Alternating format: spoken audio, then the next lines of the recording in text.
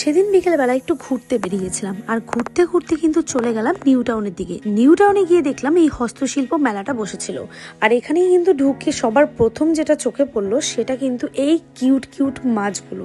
মাছ আমার ভীষণ পছন্দ, আর যদি হয় এরকম কালারফুল মাছ আমার খুবই ভালো লাগে, বাট মা পছন্দ করে না বলে আর নেওয়া হয়নি। তো যাই হোক, ভেতর দিকে ঢোকার পথেই দেখলাম এই দোকানগুলো। এখানে জুয়েলারি শপ থেকে শুরু করে সব কিছুই প্রায় ছিল।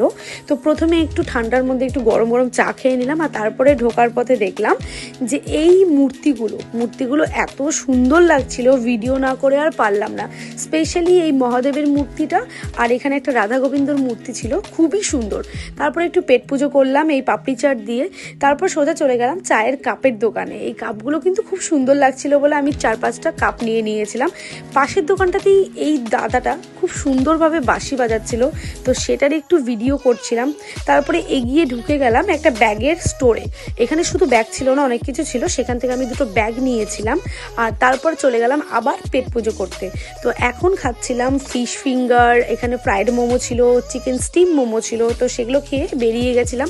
তো বেরোনোর পথে একদম লাস্টের দিকে দেখলাম এই খেলনার দোকানটা, যেখানে ভীষণ সুন্দর সুন্দর কিউট কিউট ডগি ছিল। তো আমার হাতটা দেখে বুঝতেই পারছো প্রচুর শপিং করা হয়ে গেছে। এবার যাব বাড়ির পথে। ভিডিওটা ভালো লাগলে অবশ্যই লাইক কমেন্ট শেয়ার অ্যান্ড চ্যানেলটাকে সাবস্ক্রাইব করে দিও। আজকের মতো টাটা।